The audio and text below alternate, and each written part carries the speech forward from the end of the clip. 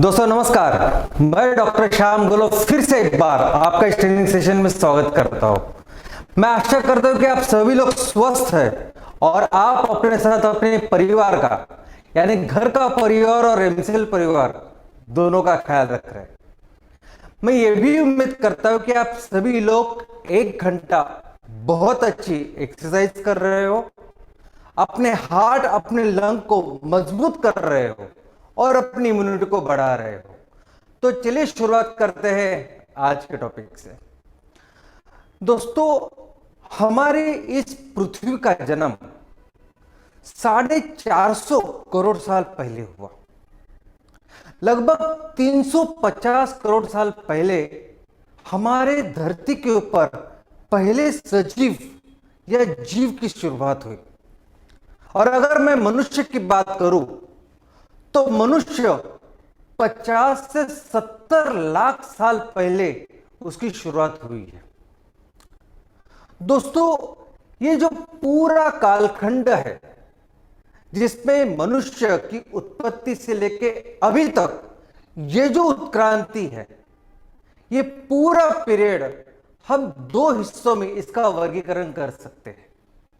एक तो वो हिस्सा जिसमें मनुष्य की शुरुआत से लेके तब तक का हिस्सा जब तक हमारे पास लिखने का कोई माध्यम नहीं था, और जब से लिखना हमने शुरू किया, स्क्रिप्ट शुरू की, तब से लेके अभी तक जो हिस्सा है वो एक दूसरा कालखंड। तो पहले जो कालखंड है जिसमें बिल्कुल कोई लिखाई नहीं थी, उसे हम कहते हैं प्री हिस्ट्री।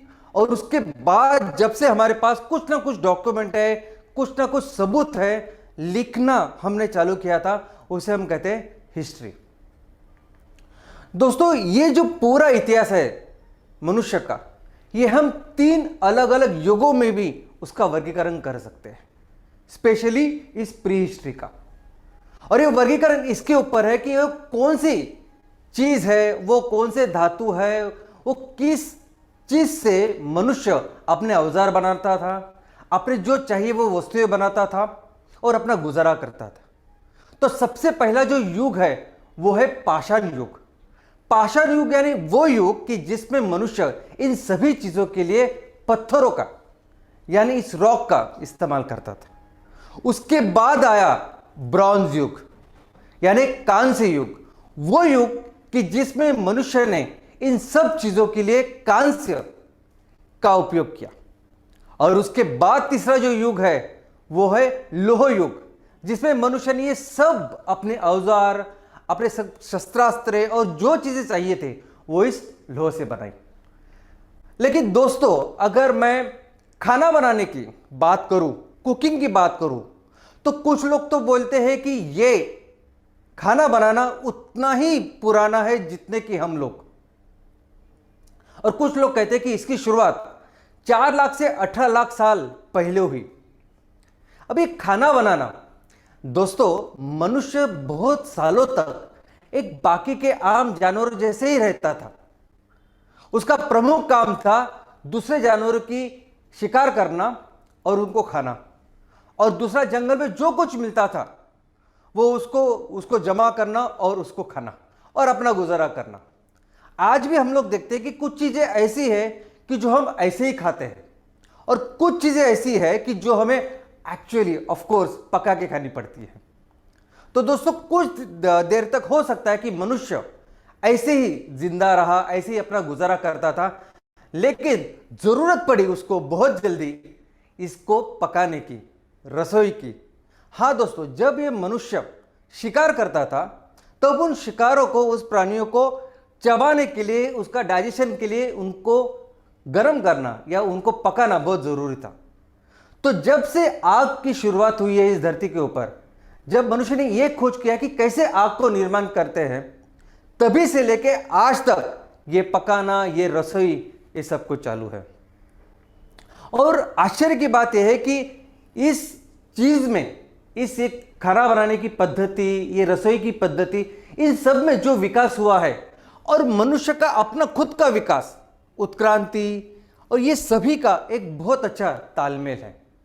दोस्तों, सबसे पहली बार जब मनुष्य ने इस रसोई की शुरुआत की थी, तब रसोई की शुरुआत भी उसने इन पत्थरों के साथ की थी। इस जमीन के अंदर एक गड्ढा तैयार करके उसके यहां वो पत्थरों को अच्छी तरह से अरेंज करता था, उसके बीच में ये खाना रखते थे और ऊपर बायोमास को आग लगा के वो अपना खाना पकाता था। दोस्तों, उसके बाद ऑफ कोर्स आया एग्रीकल्चर, खेती बाड़ी और पशुपालन। जैसे खेती बाड़ी की शुरुआत हुई, पशुपालन की शुरुआत हुई, तब इस रसोई की जरूरतें बदली, इसकी पद्धति बदली और उसी तरीके से ये पूरा जो खाना बनाने का तरीका वो भी बदला। लेकिन इस पूरे मामले में, इस पूरे इतिहास में मनुष्य ने रसोई के लिए सबसे पहला जो ईंधन का इस्तेमाल किया वो है लकड़ी, लकड़ी और बायोमास। दोस्तों, दुनिया में सबसे पहला जो ईंधन मनुष्य ने हमारे इस खाने के लिए, रसोई के लिए जिसका उपयोग किया और जो आज भी उपयोग करते हैं, उसका नाम है लकड़ी। और दूसरा ऑफ कोर्स बायोमास। बायोमास है क्या?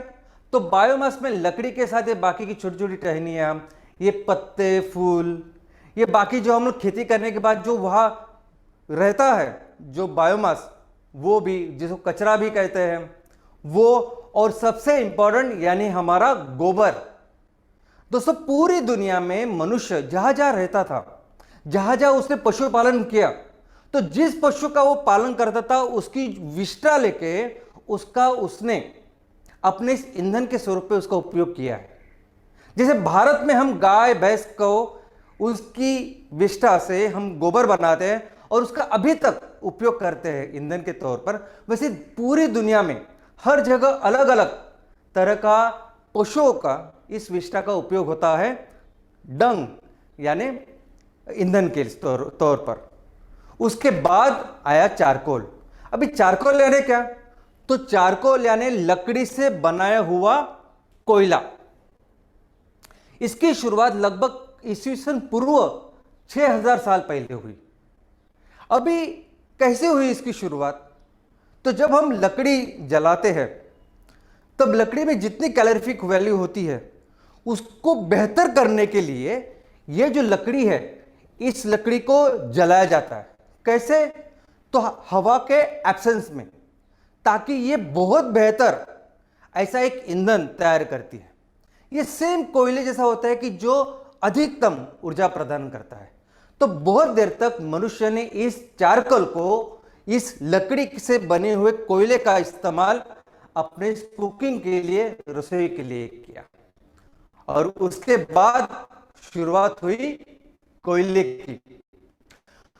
अभी कोयले का जिक्र तो बहुत पुराना है, बहुत पुराने संस्कृतियों में इसका जिक्र है, इसके बारे में लिखा गया है।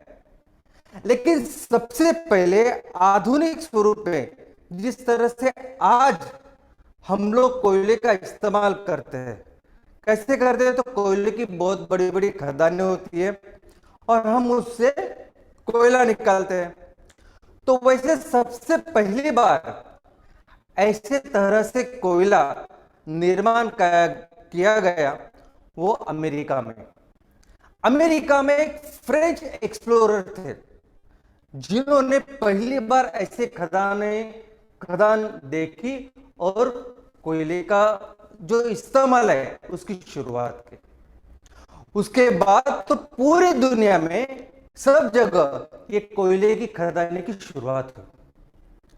दोस्तों, उसके बाद एक शास्त्रज्ञ थे जिन्होंने बाफ की शक्ति है उसके ऊपर चलने वाले इंजन का इन्वेंशन किया, जेम्स वैट। ऐसा कहते हैं कि जब ये बाफ की शक्ति का अंदाजा मनुष्य को हुआ, उसके बाद शुरुआत हुई औद्योगिक क्रांति, उसके बाद शुरुआत हुई ये इंडस्ट्रियल रिवॉल्यूशन। और दोस्तों, जहां जहां ये बाफ इस्तेमाल होता था, उसके लिए इस्तेमाल होता था कोयला। तो पूरी दुनिया में कोयले की ये जो खदानें शुरू हुई, कोयले का इस्तेमाल शुरू हुआ, और पूरी दुनिया में जो इंडस्ट्रियल रिवोल्यूशन है उसके लिए ये कोयला और ऑफ कोर्स बाफ का इंजन वो जरूरी था। लेकिन और तभी इस कोयले का इस्तेमाल हम खाने के लिए, ईंधन के लिए, रसोई के ईंधन के लिए भी इस्तेमाल करते थे। उसके बाद ऑफ कोर्स आया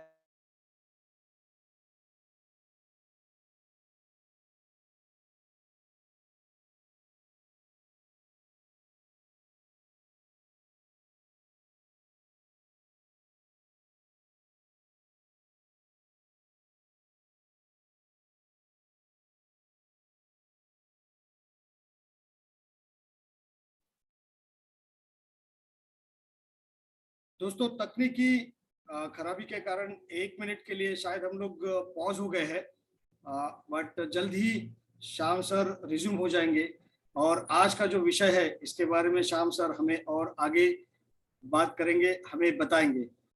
तो कुछ चंद सेकंड्स के लिए please bear with us, there is some technical hiccup, but we are trying to get connected at the earliest. Yes, and here Sham comes.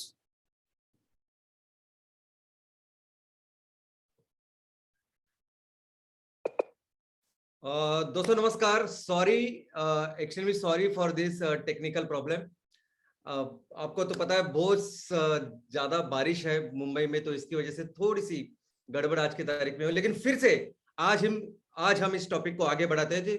तो दोस्तों, हम देख रहे थे कि किस तरह हमारे इस पूरे इतिहास में, पूरे कालखंड में रसोई के लिए अलग अलग ईंधन का हमने उपयोग की शुरुआत की।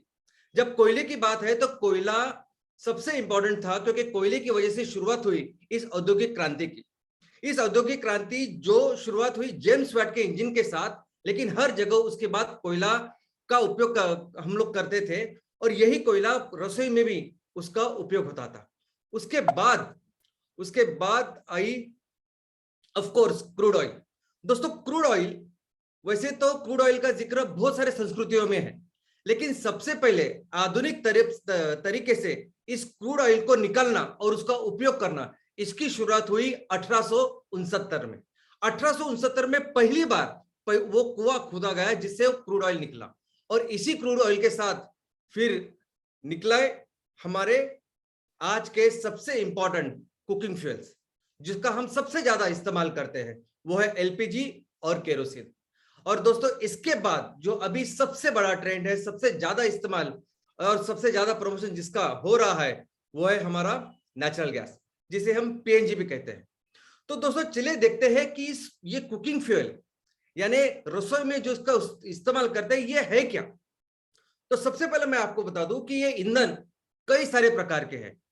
तो जितने प्रकार के ईंधन हैं, इन ईंधनों को एक अलग अलग तरीके से इनका वर्गीकरण भी होता है। लेकिन एक सबसे इंपॉर्टेंट वर्गीकरण या सबसे इंपॉर्टेंट क्लासिफिकेशन जो सभी लोग जानते हैं और मैक्सिमम जिसका इस्तेमाल करते हैं, वो ये है कि उस ईंधन का उपयोग क्या है, उसके हिसाब से उसका वर्गीकरण। तो दोस्तों, ऐसे कुछ ईंधन है कि जो सिर्फ ट्रांसपोर्टेशन में हम लोग इस्तेमाल करते हैं, और जिसका नाम है ट्रांसपोर्टेशन फ्यूल्स। तो इसमें पेट्रोल, डीजल, एटीएफ, ये सब कुछ आता है। दूसरे ऐसे फ्यूल जो हम ऊर्जा देने के लिए और ऊर्जा के लिए उपयोग करते हैं, और जिसका इस्तेमाल हम बिजली के लिए भी करते हैं, तो जिसमें कोयला, FO, furnace oil, natural gas, ये सब कुछ आता है। और तीसरा ऑफ कोर्स वो फ्यूल जो हम रसोई में इस खाने के लिए, रसोई के लिए इस्तेमाल करते हैं, और इसे ही हम कहते हैं कुकिंग फ्यूल। तो दोस्तों, कुकिंग फ्यूल या रसोई का ईंधन वो ईंधन है जो हम हमारा खाना बनाने के लिए उसका उपयोग करते हैं। अब इस रसोई का जो ईंधन हम लोग कौन सा इस्तेमाल करेंगे, इसका पहला एक कदम है, इसके पहली एक स्टेप क्या है, तो वो है चूल्हा। तो कौन सा चूल्हा हम लोग इस्तेमाल लेंगे, ये तय करता है कि कौन सा ईंधन हम लोग खरीदेंगे। तो चूल्हा और ईंधन ऐसा समझिए एक ही चीज है, एक पहली चीज है। जो ईंधन हमें इस्तेमाल करना है उसके हिसाब से हम अपना चूल्हा खरीदते हैं। चूल्हे का सिलेक्शन करते हैं।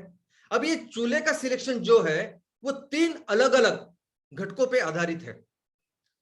3 अलग अलग ऐसे रीजंस है कि जिसकी वजह से हम लोग डिसाइड करते हैं कि कौन सा ईंधन हम लोग इस्तेमाल करेंगे और कौन सा चूल्हा हम खरीदेंगे। तो सबसे पहली जो कैटेगरी है वो है हमारे सामाजिक और सांस्कृतिक परिस्थिति।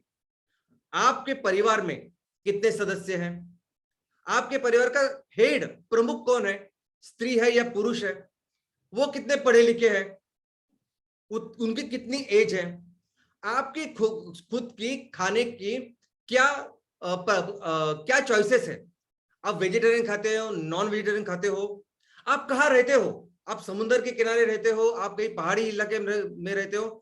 तो हर जगह जहां जहां आप अलग अलग जगह रहते हो तब आपकी ये अलग खाने की जो चीजें हैं वो बदलती। अब ये तो पता है कि इंडिया में हम लोग ज्यादा स्पाइस, ज्यादा नमक खाते हैं और बाकी के देशों में ये बहुत अलग उनकी संस्कृति है।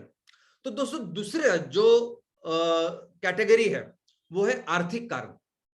आर्थिक कारणों की वजह से भी परिवार ये सोचते हैं कि कौन सा ईंधन उन्होंने इस्तेमाल करना चाहिए, इसलिए कौन सा स्टोव खरीदना चाहिए। तो सबसे पहले है तो कि आपका इनकम क्या है, कौन सा ऐसा ईंधन है कि जिसको आप बार बार खरीद सकते हैं, हमेशा के लिए खरीद सकते हैं, उसका हमेशा के लिए जो उसकी कॉस्ट है, जो यूसेज कॉस्ट है, जो रनिंग कॉस्ट है, वो कर सकते हैं। कौन सा ईंधन है जो हमें आराम से प्राप्त हो सकता है, कौन सा ईंधन है जिसको हम लॉन्ग टर्म तक अफोर्ड कर सकते हैं। तो ये है सब आर्थिक कारण। और तीसरे है तांत्रिक कारण। अब इन तांत्रिक कारणों का और आपके जेब में कितने पैसे हैं, आपकी क्या सामाजिक और सांस्कृतिक परिस्थिति, इनका कोई संबंध नहीं होता। तांत्रिक यानी टेक्निकली सिर्फ हम ये देखते हैं कि कौन सा जो स्टोव है या चूल्हा है जो सबसे एफिशिएंट है, कौन सा चूल्हा है जो कम से कम एमिशन देता है, जो सबसे ज्यादा सेफ है, सबसे ज्यादा एफिशिएंटली खाना बनाता है, कौन सा है जो कन्वीनियंट है, पोर्टेबल है, और ऑफ कोर्स दिखने में कौन सा सुंदर है। तो ये सब कारण टेक्निकल होते हैं कि जिससे हम ये चूल्हा और ये जो फ्यूल है इसका इस्तेमाल करते हैं। तो दोस्तों जैसे हमने देखे कि अलग अलग चीजें होती है कि जो डिसाइड करते हैं कि कौन सा ईंधन हम लोग खरीदेंगे, तो चलिए देखते हैं इन रसोई में, इस रसोई में कौन कौन से डिफरेंट ईंधन हम इस्तेमाल करते हैं। तो सबसे पहला होता है वो है घनरूप यानी सॉलिड ईंधन। हमारे रसोई में जो घनरूप ईंधन होते हैं वो भी 2 प्रकार के हो सकते हैं। एक तो हो सकता है फोसाइल खनिज और दूसरा हो सकता है रिन्यूएबल। दोस्तों फोसाइल में आता है कोयला। कोयला ऐसा ईंधन है कि जो हम आज भी रसोई में उसका इस्तेमाल करते हैं, जो बड़े बड़े होटल्स में, रेस्टोरेंट में बड़े लेवल पे जब आप खाना बनाते हो तब करते हो। और दूसरा रिन्यूएबल सॉलिड बायोमास की बात करें तो रिन्यूएबल में घनरूप जो ईंधन है वो आता है लकड़ी, वो आते हैं सभी तरह के बायोमास। आप जब खेती करते हो तो खेती से जो निकलता है कचरा या बायोमास वो भी इसमें शामिल होता है। और सबसे इंपॉर्टेंट है गोबर। दोस्तों दुनिया में गोबर तब से है जब से ये खाना और ये खेती बाड़ी और पशुपालन हमने शुरुआत की। पूरे दुनिया के लोग जिन्होंने जो जो पशु का पालन करते हैं उनकी विष्ठा वो फ्यूल या ईंधन के रूप में बहुत हजारों सालों से इस्तेमाल कर रहे हैं। हमारे देश में हम गाय भैंस पालते हैं तो उनकी विष्ठा गोबर से हम उनका ईंधन करके प्रयोग करते हैं। लेकिन पूरी दुनिया में जो जो ऐसे पशु है उनका भी सबका ऐसा ईंधन करके इस्तेमाल होता है। अगला है द्रवरूप ईंधन। द्रवरूप ईंधन में अगर फोसाइल की बात करें तो फोसाइल में आता है केरोसिन। आज की तारीख में केरोसिन या घासलेट ये सिर्फ जो गवर्नमेंट की संस्था है, गवर्नमेंट का जो नेटवर्क है, उसी नेटवर्क से सभी लोगों को मिलता है। और दूसरा जो है वो है रिन्यूएबल। रिन्यूएबल में होता है मेथेनॉल, एथेनॉल, प्लांट ऑयल। तो ऐसे वनस्पति जिसमें ज्यादा शक्कर है इससे बनता है इथेनॉल। ऐसे वनस्पति जिसका फर्मेंटेशन होने के बाद हम अल्कोहल तैयार कर सकते हैं उससे बनता है मिथेनॉल। और ये दोनों फ्यूल ऐसे हैं कि जिनको हम रसोई में इस्तेमाल कर सकते हैं। और तीसरे है वायुरूप फ्यूल। वायुरूप ईंधन में सबसे पहले है हमारे फोसाइल में और सबसे पॉपुलर, सबसे ज्यादा दुनिया में इस्तेमाल करने वाला रसोई का ईंधन जिसका नाम है एलपीजी, लिक्विफाइड पेट्रोलियम गैस, और दूसरा फॉसिल फ्यूल है वो है पाइप नेचुरल गैस। और अगर रिन्यूएबल की बात करें तो रिन्यूएबल में वो है बायोगैस। और मुझे लगता है कि हमारे परिवार में सभी लोग जानते हैं कि बायोगैस क्या है। तो दोस्तों ये जो कुकिंग का या रसोई में जो ईंधन हम लोग इस्तेमाल करते हैं और हमारा जो विकास है, आर्थिक विकास, सामाजिक विकास, इनका बहुत गहरा संबंध। वो कैसे? तो ये जो ईंधन है ये दो प्रकार के कैटेगरी में इसको डिवाइड करते हैं। तो एक तो वो ईंधन है जो रसोई में इस्तेमाल करते हैं, उसे क्लीन कुकिंग फ्यूल या स्वच्छ ईंधन ऐसा कहते हैं। तो स्वच्छ रसोई का ईंधन उसे कहते हैं कि जो पूरी तरह से जलता है, जो जब इस्तेमाल होता है उससे कोई भी धुआं, कोई भी पोल्यूशन नहीं होता, उसे स्वच्छ रसोई का ईंधन ऐसे कहते हैं। और दूसरी जो कैटेगरी है वो कैटेगरी अस्वच्छ रसोई का ईंधन। अभी अस्वच्छ रसोई का ईंधन वो ईंधन होता है जो पूरी तरह से जलता नहीं है, जो जब आप इस्तेमाल करते हैं तो बहुत सारा धुआं उससे निकलता है और उससे बहुत पॉल्यूशन भी होता है, आपकी सेहत पर भी उसका बहुत गहरा असर होता है। दोस्तों, अभी पूरी दुनिया में अगर आप जाओगे तो ऐसे इलाके जो पिछड़े हैं, जो अभी तक अच्छी तरह से डेवलप नहीं है, ऐसे सभी एरियाज में दुनिया के आज के तारीख में ये अस्वच्छ रसोई का ईंधन ये इस्तेमाल होता है। दोस्तों, दुनिया में अगर आप देखोगे तो दुनिया में सबसे ज्यादा इसका जो उपयोग है वो अफ्रीकन देश, जो बहुत ही ज्यादा विकसनशील है, पीछे है। दूसरे सहारा का जो रेगिस्तान है उसके आसपास के देश। लेकिन उसके साथ ही साउथ एशिया और साउथ ईस्ट एशिया, ये भी सभी ऐसे देश है कि जहां ये सभी बहुत सारे ऐसे इलाके हैं कि जहां आज ये अस्वच्छ ईंधन इस्तेमाल हो रहा है। और अगर भारत की बात करें तो एब्सोल्यूट नंबर, यानी परसेंटेज कितना वो नहीं, लेकिन एब्सोल्यूट नंबर सबसे ज्यादा परिवार अगर किसी देश में रहेंगे तो उसमें भारत है। क्योंकि हम जानते हैं कि भारत आबादी में दुनिया में दूसरे स्थान पे है। तो ऐसे परिवार, ऐसे लोग जो अस्वच्छ ईंधन का इस्तेमाल करते हैं, ऐसे कई सारे परिवार, करोड़ों परिवार आज हमारे देश में है। दोस्तों, पूरी दुनिया में लगभग 775 करोड़ इतने लोग रहते हैं। अब इसके 775 करोड़ में से 290 करोड़ यानी ऑलमोस्ट 300 करोड़ लोग आज भी अस्वच्छ ईंधन हमारे रसोई के लिए, हमारे कुकिंग के लिए इस्तेमाल करते हैं। दोस्तों, हमारे यूनाइटेड नेशन या संयुक्त राष्ट्र संघ ने हमारे इस दुनिया के लिए, अगर इस दुनिया का विकास शाश्वत या सस्टेनेबल होना चाहिए, ये दुनिया एक सस्टेनेबल लेवल पे, सस्टेनेबल के राह पर चलनी चाहिए, ताकि आगे के हजारों साल तक हम लोग अच्छी तरह से जिंदगी जिए। इसलिए यूनाइटेड नेशन ने 17 गोल्स, 17 ऑब्जेक्टिव या 17 लक्ष्य पूरी दुनिया के सामने रखे और हर देश को बोला है कि आप अपने देश में इन 17 जो लक्ष्य है इनको अचीव करो। और इसमें सबसे महत्वपूर्ण है ये क्लीन एनर्जी। दोस्तों, क्लीन एनर्जी एक बहुत ही महत्वपूर्ण चीज है कि वो उसके हासिल करना पड़ेगा, तभी जाके हम अपने राष्ट्र को सस्टेनेबल, शाश्वत विकास की ओर लेके जाएंगे। और यही कारण है कि आज वर्ल्ड बैंक बहुत बड़े लेवल पे बहुत सारे प्रोग्राम्स करती है, बहुत सारे मिशंस वो फंड करती है, ताकि बहुत सारे लोग अपनी कुकिंग गैस, अपना जो रसोई का ईंधन है वो स्वच्छ ईंधन पे लेके जाए। अभी क्या होता है इस अस्वच्छ ईंधन से, क्या प्रॉब्लम होते हैं? तो दोस्तों, सबसे पहले मैं बता दूं कि आज की तारीख में सबसे ज्यादा अस्वच्छ ईंधन पूरी दुनिया में अगर कोई इस्तेमाल होता है रसोई के लिए तो वो है बायोमास, तो वो है सॉलिड, ये रिन्यूएबल फ्यूल जिसे हम लोग कह सकते हैं। तो इसमें क्या क्या आता है?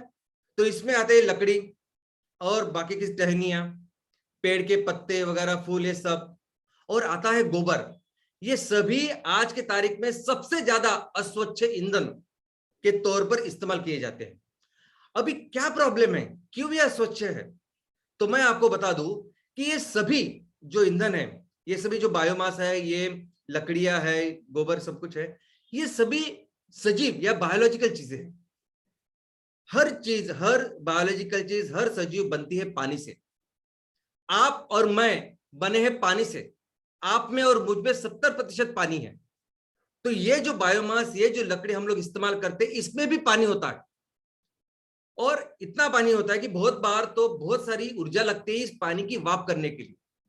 इसलिए अगर गीली लकड़ी आप लोगे जलाने के लिए तो वो जलेगी नहीं जल्दी, क्योंकि बहुत सारी ऊर्जा उस गीली लकड़ी के लिए वो उस पानी की वाफ कराने में जाती है। और सूखी लकड़ी जो होती है, तो सूखी लकड़ी में भी पूरी तरह से पानी नहीं होता ऐसा नहीं, उसमें भी पानी होता है, सूखी लकड़ी में भी पानी होता है। तो बहुत सारी ऊर्जा उस पानी को वाफ कराने के लिए जाती है, और इनएफिशिएंट, यानी जितनी ऊर्जा मिलनी चाहिए उतनी ऊर्जा हमें इस लकड़ी से, बायोमास से पहली तो मिलती नहीं। और दूसरा क्या होता है कि इस बायोमास में बहुत सारी अच्छी जीवन सत्व होते हैं, मिनरल्स होते हैं, अच्छी अच्छी चीजें होती है, जिसकी वजह से ये सजीव, ये बायोमास बनता है। तो जब आप इसे जलाते हो, तब उस जलाने के साथ बहुत सारे ऐसे गैसेस तैयार होते हैं जो गैसेस हमारे सेहत के लिए बहुत ही ज्यादा हार्मफुल हो सकते हैं। दोस्तों, अभी इस बायोमास में सबसे ज्यादा नंबर 1 पे है ये फायरवुड। सबसे ज्यादा दुनिया में इस्तेमाल करने जाने वाला हमारा ईंधन। अभी फायरवुड यानी क्या? यानी सिंपल वो लकड़ी जो जलने के लिए हम लोग उसको इस्तेमाल करते हैं। अभी ये प्रॉब्लम कितना बड़ा, अगर आप उस पर भरोसा नहीं कर सकते, लेकिन हमारे देश में भी 50% से ज्यादा लोग आज की तारीख में लकड़ी का इस्तेमाल कर रहे हैं। और ये शहरी प्रमाण और गांव का प्रमाण ये बहुत अलग अलग है। और दोस्तों, जब आप लकड़ी का इस्तेमाल करते हो, लकड़ी आती कहां से? तो ये लकड़ी आती है हमारे आसपास के जंगलों से।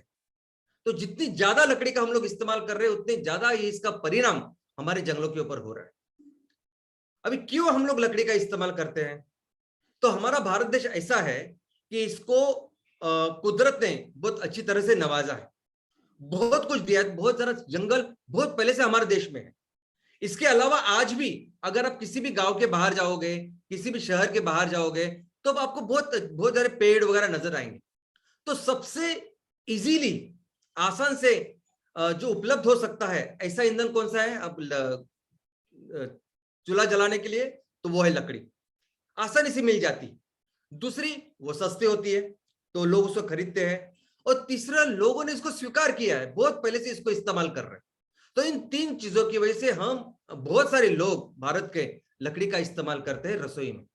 दोस्तों, हर साल 85,000 टन इतनी लकड़ी आज हम लोग हमारे रसोई में यूज करते हैं, और वो सब जंगलों से आती है। दूसरी है चारकोल। अभी चारकोल यानी क्या? तो चारकोल का मतलब है लकड़ी से बना हुआ कोयला। अभी लकड़ी हमने देखी कि लकड़ी में पानी होता है, उसमें वाष्प होता है।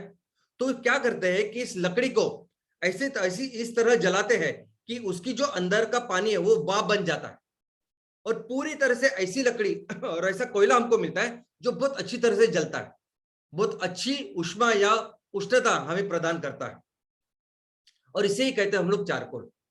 और आप देखोगे कि चारकोल बहुत सारे जगह पे आज की तारीख में बनाया जाता है, और बहुत सालों से बनाया जाता है। लगभग 6000 साल, ईस्वी पूर्व 6000 साल से ये चारकोल है।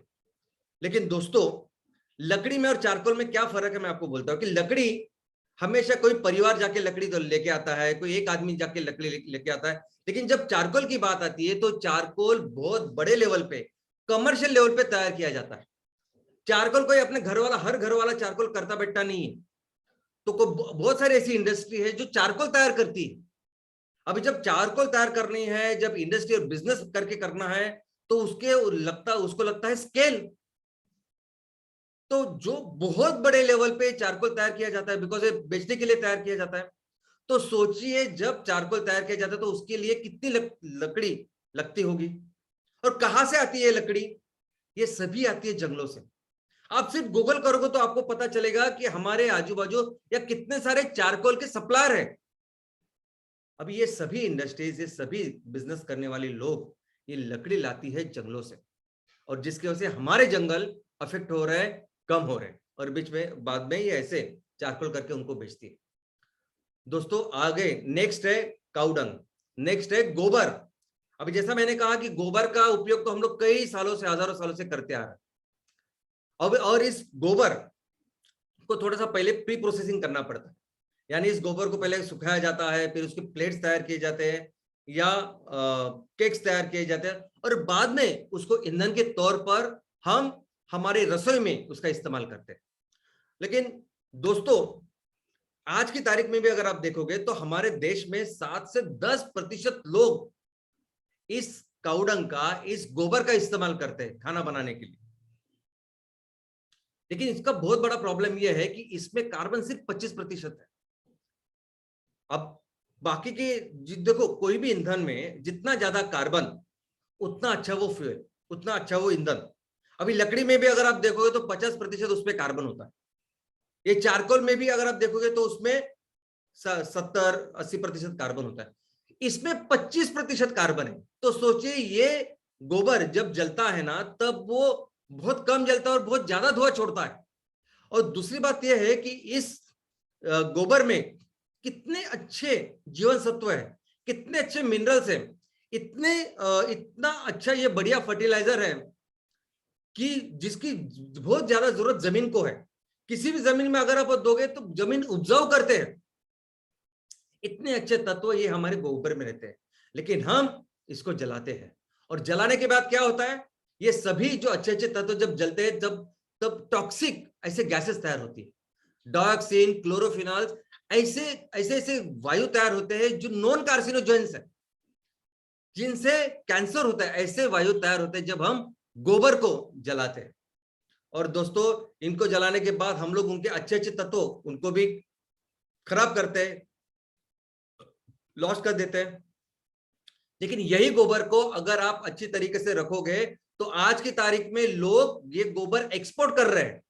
1 महीने पहले हमारी एक राजस्थान की कंपनी, उसने इस गोबर को एक्सपोर्ट किया है कुवैत में। और कुवैत से अभी और डिमांड है कि आप और ज्यादा हमें वो गोबर भेजो, गोबर। इस तरह से वो पैकिंग करके गोबर भेज रहे हो वहां। इतना कीमती है ये गोबर। जितनी अच्छी उपजाऊ जमीन भारत के पास है वो दुनिया में किसी के पास नहीं। तो वो उपजाऊपन लाने के लिए, वो अच्छी चीजें लाने के लिए उनको गोबर लगता है, जो गोबर मंगा रहे हैं आज। तो क्यों हम लोग उसको ऐसे जलाएं? कितना अच्छा पैसा मिल सकता है हमारे किसानों को अगर हम लोग उसको अच्छी तरह से उसका उपयोग करें। और अगर आपको गोबर से फ्यूल भी चाहिए, आपको गोबर से फर्टिलाइजर चाहिए, तो सबसे अच्छी चीज क्या हो सकती है? तो सबसे अच्छी चीज है बायोगैस। बायोगैस करो ना।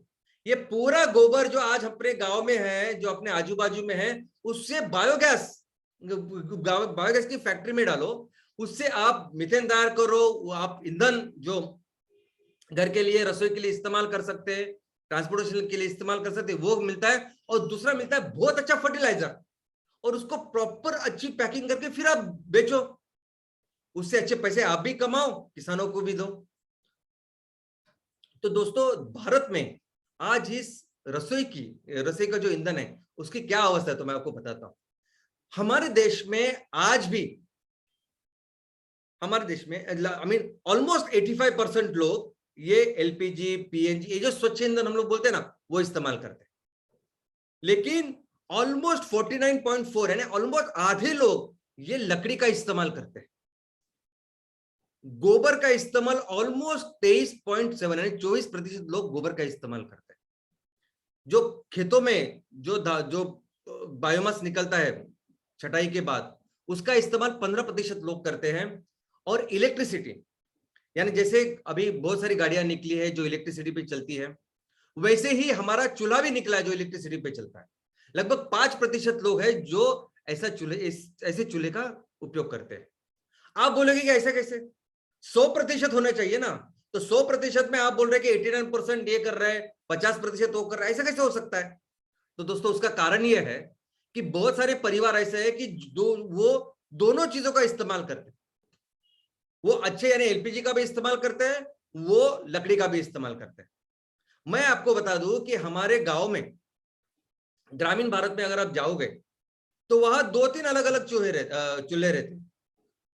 एक तो होता है प्रॉपर जो घर का जो अंदर किचन में रखा हुआ होता है, जिसके ऊपर खाना बनता है, वहां वो एलपीजी रखते हैं। और अपने आंगन में एक दूसरा चूल्हा होता है जिसके ऊपर वो अपने नहाने के लिए जो पानी होता है, बाकी की चीजों के लिए पानी हो, वो गर्म करता है। और वहां वो इस्तेमाल करते हैं लकड़ी, वहां वो इस्तेमाल करते हैं गोबर। और इस तरह से बहुत सारे अलग अलग तरह के ईंधन हमारे घरों में आज की तारीख में इस्तेमाल हो रहे हैं।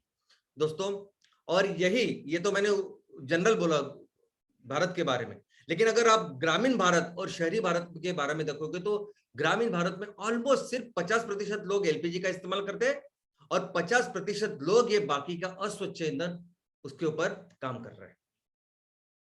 और इससे क्या प्रॉब्लम होता है, इससे क्या परेशानी होती है? तो दोस्तों,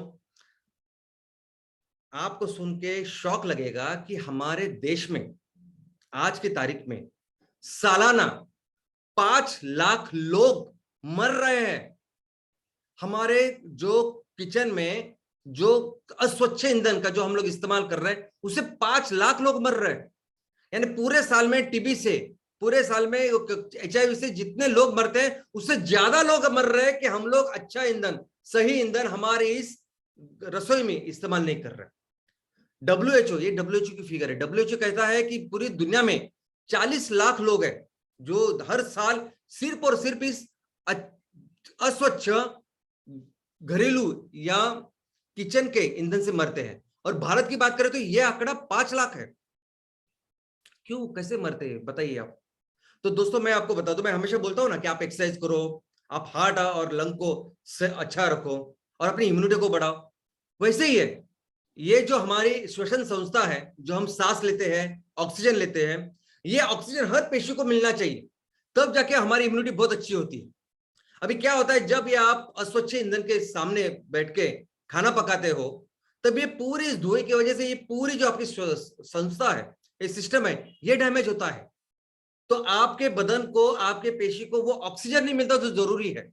ये हार्ट इतना काम करता है इसलिए कि आपको ऑक्सीजन मिले हर समय, और वो जब नहीं मिलता तो आपकी इम्यूनिटी कम हो जाती है, आपको कई तरह के बीमारियां होती है और उसी से होती है मौत है। दोस्तों, हमारा भारत देश ऐसा है कि जिसमें बच्चों में 1 साल के भीतर बच्चे, 5 साल के भीतर बच्चे की जो मृत्यु प्रमाण है वो बहुत ज्यादा है दुनिया में। और इसका कारण क्या है? जो इंपॉर्टेंट कारण भारत में वो है लो बर्थ वेट। वो है कि बच्चे का जन्म के समय बहुत कम वजन, जो कम वजन की वजह से फिर उसको इम्यूनिटी कम होती है उसकी, और बहुत सारी बीमारियां होती है और इसी बीमारी में उनकी मृत्यु हो जाती है। अब क्यों होता है ये बच्चों का कम वेट क्यों होता है? इसका पूरा जो कारण है, इसका बहुत इंपॉर्टेंट कारण है कि हमारा चूल्हा, हमारे चूल्हे में, हमारे रसोई में जो ईंधन हम लोग इस्तेमाल करते हैं वो बहुत इंपॉर्टेंट कारण है कि जिसकी वजह से, ये धुएं की वजह से हमारी जो गर्भवती माता है उनको वो बराबर चीजें नहीं मिलती और उसकी वजह से वो परिणाम बच्चों के ऊपर होता है।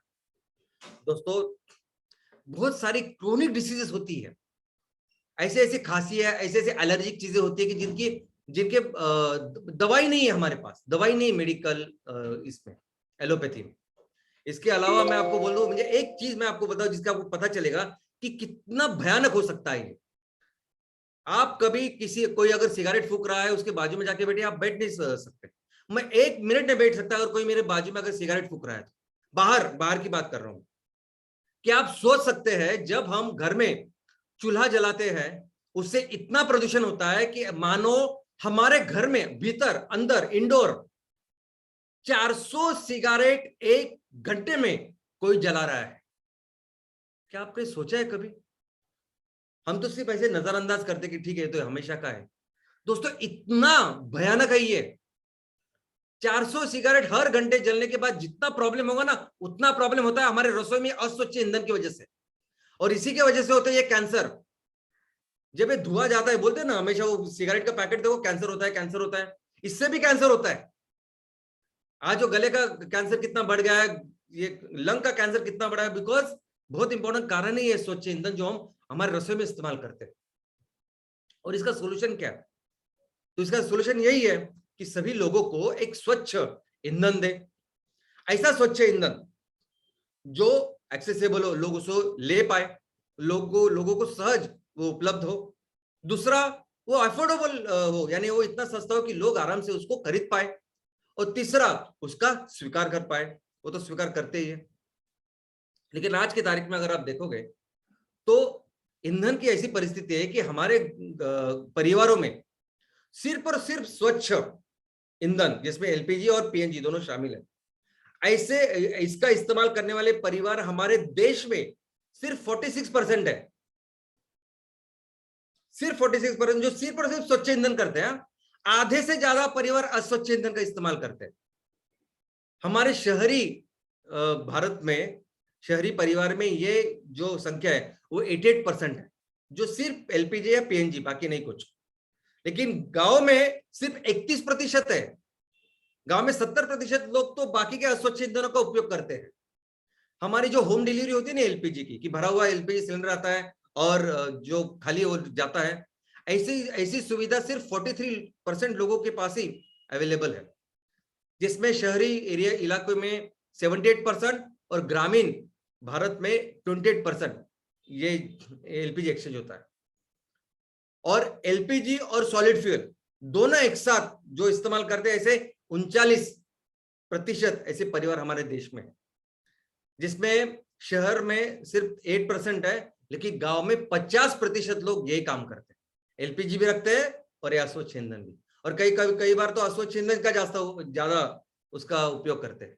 और सिर्फ अस्वच्छ, सिर्फ और सिर्फ सॉलिड फ्यूल का इस्तेमाल 15% लोग करते हैं। शहर में वो 3% है और गांव में हमारे 19% है। दोस्तों ये तो रही एक बात की जो कुछ है। दूसरा एक बहुत अच्छा जो ऑप्शन सॉल्यूशन जो हमारे सामने है वो है बायोगैस।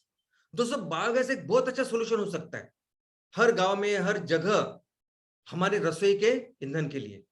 दोस्तों भारत दुनिया का पहला ऐसा देश है कि जिसने उसके ऊपर एक नेशनल पॉलिसी बनाई, राष्ट्रीय पॉलिसी, जिसमें भारत ने यह देखा कि क्यों ना हम लोग घरगुती लेवल पे, होम लेवल पे ऐसे बायोगैस के छोटे छोटे प्रोजेक्ट्स लगाए, जिसकी वजह से वो गैस निकलेगी, गैस बाहर जाएगी रसोई में, और सेहत सबकी अच्छी रहेगी, एनवायरनमेंट सबका अच्छा रहेगा, और ये पूरा जो प्रॉब्लम है हमारा स्वच्छ ईंधन का और तबीयत का, स्वास्थ्य का, वो सॉल्व हो जाएगा।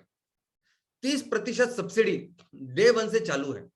और कचरे का प्रॉब्लम नहीं था तब, जब 81-82 में ये स्कीम, ये योजना भारत सरकार ने चालू की, तब कचरे का प्रॉब्लम करके नहीं चालू की थी, एक्चुअली स्वच्छ ईंधन लोगों को मिलना चाहिए इसलिए चालू की। आज की तारीख में 40 लाख से ज्यादा ऐसे प्रोजेक्ट लगाए गए हैं। लेकिन परिस्थिति क्या है? ऑन पेपर अगर आप देखोगे, रिकॉर्ड पे देखोगे तो 40 लाख से ज्यादा ऐसे प्रोजेक्ट्स हैं, लेकिन उनका स्टेटस अगर आप देखोगे तो बहुत कम जगह पे ये एक्चुअली रसोई के ईंधन का काम कर रही है। क्यों नहीं चल रही है प्रोजेक्ट? बायोगैस क्यों नहीं चलते? क्योंकि आप जो रॉ मटेरियल इसमें डालते हो, वो डालने के बाद उसका पूरा डाइजेशन ही नहीं होता। अगर पूरा डाइजेशन नहीं होगा तो अच्छा वो फ्यूल, अच्छा वो गैस नहीं निकलेगा। जैसे हमने देखा कि वो गीली लकड़ी अगर आप लेकर जाओगे तो लकड़ी जलेगी ही नहीं, उसमें पानी इतना ज्यादा है। वैसे ही अगर आपने बायोगैस के इस प्रोजेक्ट में ऐसा रॉ मटेरियल डाला जो अच्छी तरह से, पूरी तरह से डाइजेस्ट हुआ ही नहीं, उसका पचन हुआ ही नहीं प्रॉपरली, तो जो गैस बनती है उस गैस में कार्बन डाइऑक्साइड ज्यादा होता है और मीथेन बहुत कम। ऐसा गैस अगर आप अपने रसोई में रखोगे तो आपका वो चूल्हा, उस पे ना कुछ दाल गलेगी उसमें, ना कुछ चावल होगा, ना कुछ होगा उसमें।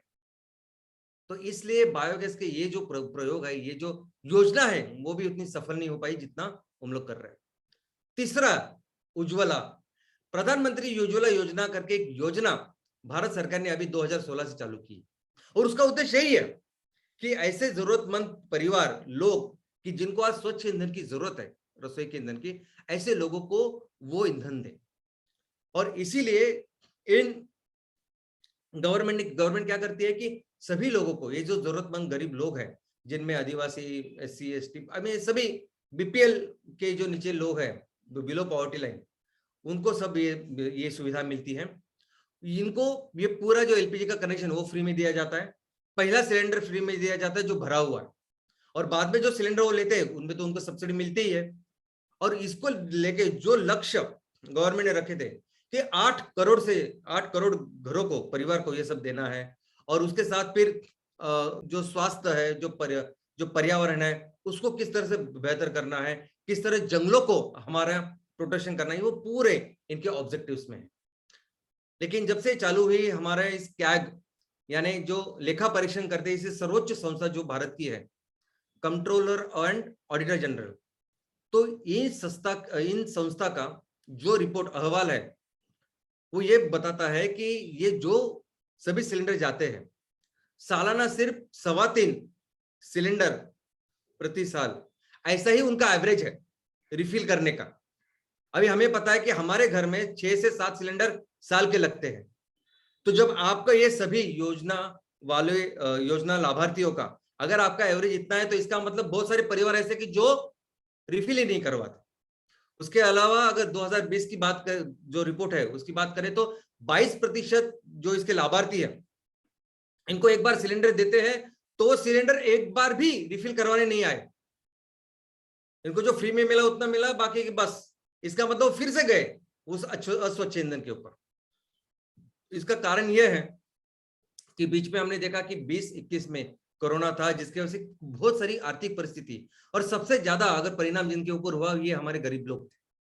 उनकी आर्थिक परिस्थिति बहुत ही बिगड़ गई, जिसके वजह से वो खरीद नहीं पाए। और बढ़ते दाम एलपीजी के, आज की तारीख में जितना एलपीजी का दाम है, जो हमें शुरुआत में देना ही पड़ता है, सब्सिडी बाद में मिलती, तो इसके वजह से ये खरीद नहीं पा रहे आज की तारीख में। और इसके लिए एमसीएल का सोल्यूशन क्या है? तो दोस्तों, एमसीएल की सबसे पहले तो एक फिलॉसफी, एक सोच है कि जिसके ऊपर एमसीएल इस संगठन का जन्म हुआ है। और ये सोच ये है कि हमें मिलके हमारी इस धरती माँ को, इस पर्यावरण को बचाना है। कैसे बचाएंगे? तो हम इस धरती माँ को, इस पर्यावरण की जो हानि हो रही है, ये ग्लोबल वार्मिंग का प्रॉब्लम जो हो रहा है, उससे बचाएंगे। और इसके लिए हमें क्या करना है? तो इसलिए हमें सभी ऐसे ईंधन जो आज की तारीख में ग्लोबल वार्मिंग तैयार कर रहे हैं, उसको 100% रिप्लेस करना है ऐसे ईंधनों से जो हमारे धरती का, हमारे इस पर्यावरण का ख्याल रखे। और इसमें सभी तरह के ईंधन शामिल है। इसमें ट्रांसपोर्टेशन है, इसमें ऊर्जा, बिजली तैयार करने वाले हैं, इसमें रसोई के सभी तरह के ईंधन। और जब हम लोग ये सोचते हैं, तब हम लोग ये देखते हैं कि आज की तारीख में पूरी दुनिया जिसे स्वच्छ रसोई का ईंधन मानते हैं, वो भी एक्चुअली स्वच्छ उतना हेल्दी नहीं है। भले ही एलपीजी आपके यहाँ, आपके घर में भले ही वो धुआं ना तैयार करता हो, लेकिन वो एलपीजी पूरी दुनिया में ग्लोबल वार्मिंग तो करवा ही रहा है। ये पीएनजी जो आज हम लोग इस्तेमाल कर रहे हैं, वो भी फॉसिल है, उससे भी ग्लोबल वार्मिंग हो रही है। तो हमारी ये सोच है कि ये पूरे जो ईंधन है, इसको 100% रिप्लेस करना है ऐसे ईंधन के साथ जो धरती माँ का, पर्यावरण का ख्याल रखे, और ऑफ कोर्स आपका ख्याल रखे, सबका ख्याल रखे। और इसीलिए हम हर तहसील में ऐसे प्रोजेक्ट की शुरुआत कर रहे हैं, जो प्रोजेक्ट सबसे पहले ईंधन बनाएंगे। और ये जो प्रोजेक्ट आप देख रहे हैं, आपको सिर्फ पंप दिखाई देगा, लेकिन इस प्रोजेक्ट में हर तरह के ईंधन हम लोग तैयार करने वाले हैं। हम ट्रांसपोर्टेशन फ्यूल के सीएनजी तैयार करेंगे, हम ऊर्जा के लिए भी फ्यूल तैयार करेंगे, और हम रसोई का भी ईंधन तैयार करेंगे। क्या करेंगे हम? तो हम मीथेन तैयार करेंगे। दोस्तों, आपके इस तहसील में, आपके गांव में जो एक किसान ये निपेर ग्रास, बायोमास, ये सब उगाते हैं, इन सब से हम लोग तैयार करेंगे मीथेन। और ये मीथेन ही है जो सब जगह काम कर सकता है। अगर मैं सीएनजी की बात करूं, जो सीएनजी आप अभी खरीदते हो मार्केट में, उस सीएनजी में मीथेन ही होता है, 90% मीथेन होता है उसमें। लेकिन वो मीथेन कहां से आ रहा है? जमीन के नीचे से आ रहा है, जो ग्लोबल वार्मिंग बढ़ा रहा है। हमारा सीएनजी कैसे होगा?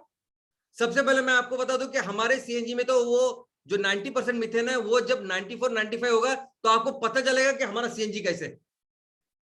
बहुत ही बेहतर ऐसा सीएनजी होगा। और दूसरा, हमारा सीएनजी जला के जितना धुआं, जितना एमिशन आप तैयार करोगे, कोई भी तैयार करेगा, उससे ज्यादा धुआं तो हमारे वो जो खड़े नेपियर ग्रास है ना, वो सोख लेंगे ज्यादा। यानी कार्बन निगेटिव सीएनजी अपना, जो धरती का ख्याल रखेगा। और ये जो बिजली तैयार होती है, तो यही ये मीथेन है, इससे बिजली भी तैयार करेंगे हम लोग। और जहां तक इस कुकिंग की बात है, यहाँ हमारे रसोई के ईंधन की बात है, तो दोस्तों आज की तारीख में पूरे देश में, हर शहर में सभी ये ऑयल मार्केटिंग कंपनियां, गवर्नमेंट से प्रमोट कर रही है कि आप रसोई के लिए पीएनजी लो, पीएनजी लो, पीएनजी लो। पीएनजी यानी क्या? Pipe natural gas. पीएनजी यानी क्या? वो प्राकृतिक गैस जो हमें नीचे से मिलता है। पीएनजी यानी मीथेन, इसमें भी होता है मीथेन।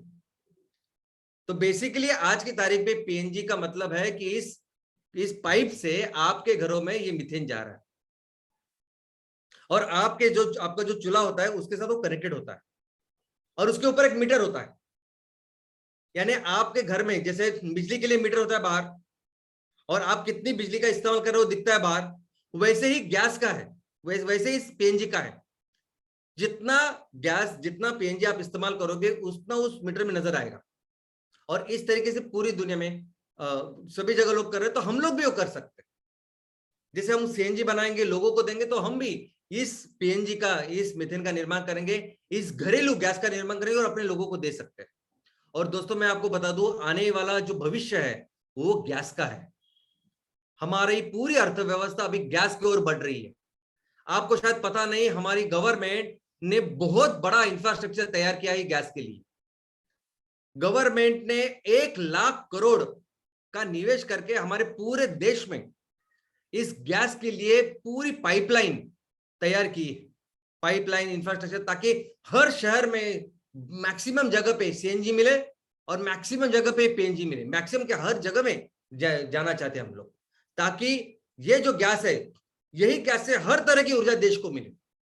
यही गैस जाए जो बिजली बनाने का काम करे, यही गैस जाए इंडस्ट्री में और जो इंडस्ट्री को जो ऊर्जा चाहिए वो दे, यही गैस जाए सीएनजी बनाए और जो ट्रांसपोर्टेशन फ्यूल करे, यही गैस घर में जाए रसोई के गैस का काम करे, रसोई के ईंधन का काम करे। तो हमारी पूरी अर्थव्यवस्था भी गैस की ओर जा रही है। और दोस्तों, भारत दुनिया में सबसे ज्यादा गैस इंपोर्ट करने वाला देशों में से एक है। सबसे पहले जो सबसे ज्यादा जो 4 देश है ना, उसमें भारत है जो सबसे ज्यादा ये एलएनजी या गैस इंपोर्ट करता है। 40% से ज्यादा ये गैस हम कुवैत से मंगाते हैं, और बाकी का बचा हुआ ये सऊदी अरेबिया और बाकी के जो ओपेक देश है उनसे मंगाते हैं। और कहां से आता है गैस? हजारों किलोमीटर से आता है। हजारों किलोमीटर से पाइपलाइन है जिससे गैस आती है हमारे देश में। पाइपलाइन भी है और बड़े बड़े जहाज है कि जिसमें एलएनजी आते हैं, और हमारे बाकी जो बंदर है ना उसमें आते हैं। और फिर ये गैस आने के बाद ये पूरा जो हमारा डिस्ट्रीब्यूशन सिस्टम बना हुआ है उसमें गैस जाता है। और फिर ये जो अभी निवेश करके इतना बड़ा इंफ्रास्ट्रक्चर हम लोगों ने तैयार किया है, इसी गैस से फिर मिलता है आपको सीएनजी। इसी गैस की वजह से जा रहा है घरों घरों में पीएनजी, इंडस्ट्री में जा रहा है, हर जगह भी ये जा रहा है, बिजली बनाने के लिए इस्तेमाल हो रहा है। तो दोस्तों, एक तो बहुत अच्छी बात है कि आज हमारे देश में इतनी अच्छी व्यवस्था बनी है गैस के लिए। लेकिन उससे भी अच्छी बात मैं आपको बता दूं कि हमें अभी इस गैस के लिए कहीं बाहर से गैस मंगाने की जरूरत ही नहीं है।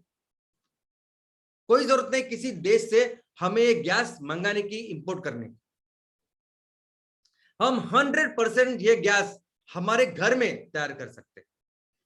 इतना ही नहीं, और ये गैस सिर्फ रसोई के ईंधन की बात नहीं कर रहा हूं मैं, हर तरह के ईंधन, यानी जो गैस अगर हमें उससे सीएनजी बनाना है, बिजली बनानी है, ये सब कुछ ये गैस हमारे घर में तैयार कर सकते हैं। हम लोग अपने देश को इस गैस में आत्मनिर्भर कर सकते हैं, स्वयं पूर्ण कर सकते हैं। और ये करेगा सिर्फ एक आदमी, और उस आदमी है हमारा किसान। दोस्तों, हमारे देश में इतनी ज्यादा जमीन है, इतनी ज्यादा अच्छी खेती है जो कुदरत ने हमें दी है, जो दुनिया में किसी के पास नहीं है। हमारे किसान इतने मेहनती है, इतनी मेहनत करते हैं जो दुनिया में बाकी की जगह पे लोग नहीं करते। ये वही किसान है जिसने अपने देश को, ऐसा देश जो दूध के लिए दूध की पाउडर इंपोर्ट करता था, उसे दुनिया का सबसे बड़ा दूध उत्पादक देश बनाया। ये वही किसान है कि जिसके बलबूते पे हम 90% ऑफ द टाइम पूरे दुनिया की सबसे बड़ी अर्थव्यवस्था थी। और ये वही किसान है जो हमें फिर से हमारे देश को हर तरह की ऊर्जा में स्वयं पूर्ण करेगा, हर तरह की ऊर्जा। और अगर मैं इस कुकिंग गैस की बात करूं तो 100% हम लोग कुकिंग गैस में तो स्वयं पूर्ण होंगे ही, लेकिन हम ये सबसे अच्छा ईंधन पूरी दुनिया को भी दे सकते हैं। इतनी कैपेसिटी आज हमारे देश में, आज हमारे इस किसान में। और जहां तक ये इसकी बात है, घरेलू ईंधन की बात है, तो दोस्तों शायद हमें पाइपलाइन, हमें शायद वो पॉसिबल ना हो। जहां छोटे छोटे गांव में हमारे लोग रहते हैं, जंगलों में हमारे आदिवासी भाई बहन रहते हैं, कितने सारे लोग हैं जो आज की तारीख में उनके पास इस खाना बनाने के लिए रसोई में वो ईंधन नहीं मिलता। तो जरूरत नहीं वो पाइपलाइन डालने की हर जगह। हम ऐसे सिलेंडर तैयार करेंगे और इस सिलेंडर में वो हमारे मीथेन डाल के हम लोग हर घर में देंगे। बिल्कुल जरूरत नहीं पाइपलाइन की हमें तैयार करने की। जैसे आप एलपीजी का सिलेंडर देखते हो ना, वैसे सेम सिलेंडर हम लोग तैयार कर सकते हैं। छोटे कर सकते हैं, अगर हमें बहुत पहाड़ी इलाकों में काम करना है तो 5 किलो के कर सकते हैं। ये 14 किलो का रहता है 14.2, तो हम लोग 5 किलो के, 7 किलो के, 8 किलो के कर सकते हैं। और हर किसान को, हर अमीर जो भी जरूरतमंद है हमारे गांव में, उनको दे सकते हैं। और उनको चूल्हा बदलने की जरूरत नहीं है, चूल्हा वैसे ही रहेगा, ऊपर का आपका चूल्हा वैसे ही रहेगा। आपको सिर्फ एलपीजी का सिलेंडर निकालना है और हमारा सिलेंडर उसमें रखना है, बस यही काम करना है। लेकिन दोस्तों इसमें एक बहुत अच्छी बात मैं आपको बोलता हूँ।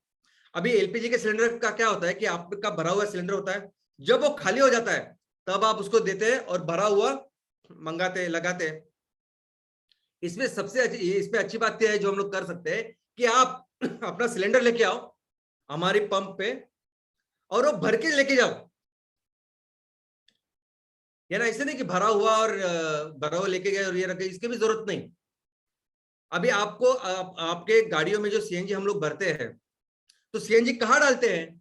एक्चुअली वो सीएनजी आपके गाड़ी में एक जो सिलेंडर होता है, टंकी होती है, उसमें ही डालते हैं, टंकी में ही डालते हैं, कोई दूसरा सिस्टम नहीं होता। तो यहां भी जो करना है वो टंकी में ही डालना है।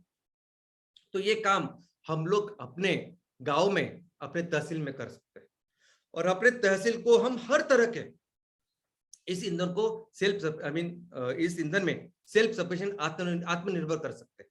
लेकिन दोस्तों ये करने का सबसे इंपॉर्टेंट, सबसे जबरदस्त तरीका क्या है, मैं आपको बोलता हूं। इनफैक्ट मुझे तो हमेशा लगता है कि हमारे इस एमसीएल का जो भी विजन है, जो भी मिशन है, जो भी ऑब्जेक्टिव्स है, वो करने का कि सबसे अच्छा तरीका अगर कुछ है तो वो है एमसीएल विलेज प्रोजेक्ट। तो सबसे बेस्ट, सबसे इंपॉर्टेंट, सबसे महत्वपूर्ण प्रोजेक्ट बिजनेस कुछ है तो वह एमसीएल विलेज प्रोजेक्ट। क्योंकि हर ग्राम पंचायत में बसा ये प्रोजेक्ट यही सबसे पहले क्या करेगा कि अपने गांव में जितनी खेती है उससे ज्यादा बायोमास हम लोग तैयार करेंगे, ज्यादा से ज्यादा गैस वो तैयार करेंगे। और ये कोई आलू नहीं है, ये कोई प्याज नहीं है, कोई ज्यादा बढ़ेगा उसका रेट कम हो जाएगा। जितना जितना पोटेंशियल है, जितना पॉसिबल उतना करेंगे, वो तो एक है। लेकिन आपका एमवीपी का रोल सिर्फ इतना नहीं है कि आप नेपियर ग्रास सिर्फ उगा के ले लो। पूरे घर में, पूरे आपके ग्राम पंचायत में जितने भी घर है, जितने भी गांव है, जितने भी घर है, उन सभी घरों में अच्छा स्वच्छ ईंधन देने का भी आपका काम रहेगा, वो आपकी अपॉर्चुनिटी रहेगी। हर घर में आप दे सकते हो ये ईंधन। और जरूरी नहीं कोई गरीब से पैसे ही दे, कोई किसान अगर वो नेपियर गैस तैयार कर रहा है और हमें दे रहा है तो उसके बदले में हम लोग उसको गैस देंगे। ऐसे कोई घर है जिनके घर में शायद उनके पास खेती नहीं है, जमीन नहीं है, तो वो पशुपालन करेगा, कुछ ना कुछ काम करेगा, हमारे लिए कुछ एमसीएल इको फ्रेंडली प्रोडक्ट्स बनाएंगे, वो हम लोग खरीदेंगे और उसको ईंधन देंगे।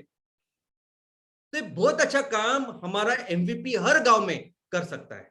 इनफैक्ट ये हमारा फाउंडेशन है, इसको हम लोग अच्छी तरीके से करेंगे तो पूरी जितना हमारा पोटेंशियल है पूरे दुनिया के लिए, हम पूरी दुनिया के लिए दोस्तों 17 से 18% इतना फ्यूल तैयार कर सकते हैं। हमें जरूरत है सिर्फ 3.5, 4, मैक्सिमम 4.5% की, और पूरी दुनिया के लिए 18% हम लोग इतना फ्यूल तैयार कर सकते हैं। ये छोड़िए कि ना आत्मनिर्भर और आत्म स्वावलंबन बनना, हम एक्सपोर्ट करेंगे। इतना कैपेसिटी, इतना पोटेंशियल भारत के पास है कि हम लोग आने वाले दिनों में नेक्स्ट ओपेक कंट्री होंगे। जितना ईंधन हमें लगता है उससे ज्यादा हम लोग बाहर के देशों को एक्सपोर्ट करेंगे। और दोस्तों मुझे लगता है कि जिस तरीके से आप सब लोग काम कर रहे हैं, जिस तरह से आप मेहनत करते हैं, हम फिर से हमारे देश को एक सबसे बड़ी अर्थव्यवस्था बना सकते हैं, सबसे बड़ी इकोनॉमी बना सकते हैं। तो चलिए मिलते हैं, बहुत मेहनत करते हैं और फिर से अपने देश को दुनिया की सबसे बड़ी अर्थव्यवस्था बनाते हैं, अपने देश को फिर से सुजलाम सुफलाम बनाते हैं। धन्यवाद, थैंक यू। चलो अपने देश को सबसे बड़ी अर्थव्यवस्था बनाते हैं, सुजलाम सुफलाम बनाते हैं। श्याम सर ने आप देख, ये श्याम सर क्या केमिस्ट्री है, क्या केमिकल है, समझ में नहीं आता। बड़े कुकिंग फ्यूल इस टॉपिक को उन्होंने अपने देश से जोड़ा। ये एक अपने ब्रेन को पूरा वो तोड़ फोड़ के आपको सहन से करने वाली सोच में मजबूर करने वाला थॉट उन्होंने आज दिया है। So good morning MCL India परिवार, और एक बार और एक शुक्रवार और हमारे श्याम सर का ब्रेन पे हमारे और एक वार, और ये वार अपने आप को मजबूर कर देगा सोचने के लिए कि हमारी कमिटमेंट कितनी स्ट्रांग है हमारे आम भारतीय भाइयों के प्रति, बहनों के प्रति। जी हाँ, आज एक नेशनल डॉक्टर्स डे है, तो डॉक्टर्स डे की इस उपलक्ष्य में मैं सारे डॉक्टरों को जो एमसीएल से जुड़े हुए हैं उन सबको बधाई देता हूं। और जो सीएस है, आज हैप्पी सीए डे भी है, तो जो फाइनेंस में जो भी काम करते हैं सीएस, जो एमसीएल के पार्ट हैं, उनको भी शुभकामनाएं देता हूं। और डॉक्टर हो, सीए हो या जो भी हो, जो आज शाम सर को सुन रहा है, उसने बताया कि हमारे घर में जलने वाला चूल्हा हमें और उसमें बनने वाली हमारी रोटी, उसके पीछे का अर्थ कारण और उसके पीछे की हमारी हेल्थ, एक बहुत बड़ी सीख देके शाम सर गए हैं कि आपको कुछ बड़ा करने का जरूरत नहीं है। आपके घर से ही आप ऐसा काम एमसीएल में कर सकते हो जो इस देश को बहुत बड़ी ताकत में कन्वर्ट कर सकता है। लोग आते हैं, पूछते हो फैक्ट्री कैसा होगा, वो ये कैसे होगा, ये वो कैसे होगा। अरे वो जैसा होगा वैसा होगा, बट जो एमबीपीज हमारे साथ जुड़े हैं, जो चैनल पार्टनर हमारे साथ जुड़े हैं, जो हमारे एमपीओ हमारे होने का दावा करते हैं, उनके लिए थॉट था कि हमारी माता बहनें जो हजारों सालों से चूल्हे में अपनी जान को जोखिम में डाल के हमारे लिए खाना बना रहे, तो आज अगर हमारे घर में चूल्हा है, अनसिक्योर्ड चूल्हा है, तो ध्यान में रखिए उस चूल्हे के पास जाने वाली हमारी माता बहनें, और जो अगर पुरुष भी किचन में काम कर रहे हैं, उस चूल्हे में काम कर रहे, उन सब की हेल्थ कितनी रिस्क में है, और इन सब का नाता इस देश से कैसे है। Heads off to Shyam sir, it was a fantastic session, और ये हमें नई सोच पे मजबूर कर ही रहा है और हम सोच ही रहे हैं। Thank you very much Prachi madam for reminding us about Maharshi Kanada. Shyam sir और प्राची मैडम हमेशा हमें हमारे भारत के एंशिएंट रूट से जोड़ते हैं, और जिनको रूट्स पता होते हैं उनको फ्रूट्स मिलते हैं। Thank you very much for all this mind-blowing and fantabulous session, and I thank you everybody who has attended it, all our MVP owners, channel partners, MP owners, MBS, BDAs, senior BDAs, prime BDAs and senior prime BDAs, and entire MCL India परिवार. Thank you so much for being here with us. So और एक बार बड़ी फक्र से, बड़े शान से कहना चाहूंगा कि आपको इस देश की मिट्टी का वास्ता है। जी हाँ, एमसीएल ही सुजलाम सुफलाम भारत का रास्ता है। जय हिंद, जय MCL. Thank you very much doctor लवेश sir. And फिर एक बार मैं आप सभी लोगों का धन्यवाद अदा करता हूं, और मैं आप लोगों को इस बात की याद दिलाता हूं कि दोस्तों, आपको चैट बॉक्स में एक लिंक शेयर की गई है, कृपया इस लिंक पर जाइए। हम आपके जो फीडबैक्स है उनका इंतजार करेंगे, कृपया फीडबैक भेजना ना भूलिए। और मैं शुक्रिया अदा करना चाहूंगा हमारी प्राची मैडम का, जिन्होंने फिर एक बार प्राचीन भारत के बारे में हमें बताया, और किस प्रकार से आज जिन खोजों के बारे में हम पढ़ते हैं वो सारी खोजें हमने ऑलरेडी करके रखी थी। इसके बारे में बताने के लिए तहे दिल से शुक्रिया अदा करता हूं। और साथ ही साथ मैं शुक्रिया अदा करना चाहता हूं डॉक्टर श्याम गोलब सर का, जिन्होंने फिर एक बार हमें बताया कि किस प्रकार से जो बातें हमारी रोजमर्रा की जिंदगी के साथ जुड़ी हुई है, ये सारी बातें उनका हम बिजनेस में उन्हें किस तरह से तब्दील कर सकते हैं, ना कि बल्कि हमारे भारतीयों के लिए, लेकिन हम पूरे विश्व के लिए इसका ये सारी चीजें हम तैयार कर सकते हैं, उन्हें दे भी सकते हैं। और दोस्तों, फिर एक बार हम हमारे देश को एक आर्थिक महासत्ता भी बना सकते हैं। आज एक बहुत ही छोटी सी मामूली सी बात जो हम मामूली समझते हैं, वो मामूली नहीं बल्कि बहुत बड़ी बात है। ये आज श्याम सर के इस सेशन के बाद पता चली है। लोग कहते हैं कि ग्रामीण भारत में स्त्रियों का अक्सर जो मृत्यु का दर है वो ज्यादा होता है, उसके पीछे रीजन क्या है? तो यस, जो कुकिंग फ्यूल है, वो कुकिंग फ्यूल ठीक ना होने की वजह से, वो अनक्लीन होने की वजह से, अस्वच्छ होने की वजह से हमारे देश की जो माता भगिनी है उन्हें अपनी जान गंवानी पड़ती है। और ये चीज हम बदल सकते हैं दोस्तों। ये हमारी सबसे बड़ी ताकत है जिसे हम और ज्यादा संवर्धन कर सकते हैं, और ये करने के लिए MCL अपने मिशन के साथ बंधा हुआ है। और ये सारी बातें अगर हमें लेकर जानी है गांव गांव, तो इसके लिए MVP MCL विलेज प्रोजेक्ट, जी हाँ दोस्तों, आप सब लोगों का सहभाग और आप लोगों का जो यहाँ पर इस प्रोजेक्ट में आप लोगों का जो कंट्रीब्यूशन होगा, ये योगदान बहुत ही महत्वपूर्ण होगा। और इसीलिए दोस्तों, हर शुक्रवार आप बिना चुके यहाँ पर इस फ्राइडे सेशन को आते हैं, ठीक उसी तरह हर सैटरडे अपने गांव में हमें यह सेशन लेना बहुत ही जरूरी है। So thank you very much. इसी के साथ मैं शुक्रिया अदा करना चाहूंगा हमारे प्राइम BDA, सीनियर BDAs, हमारे सारे MPO, MBS, हमारे सारे MVP चैनल पार्टनर्स और साथ ही साथ पूरा MCL परिवार। दोस्तों शुक्रिया, आप लोग इसी तरह से हर शुक्रवार हमारे साथ जुड़े रहिएगा। इस भरोसा दिखाने के लिए मैं तहे दिल से आपका शुक्रिया अदा करता हूं। Thank you very much. और इसी के साथ मैं मंगेश शेलार, आपका होस्ट, यह रिक्वेस्ट करता हूं कि आप अपना और अपने परिवार की सेहत का ख्याल रखिए। और ये घोषणा करता हूं कि आज का यह वेबिनार यही समाप्त हुआ। धन्यवाद।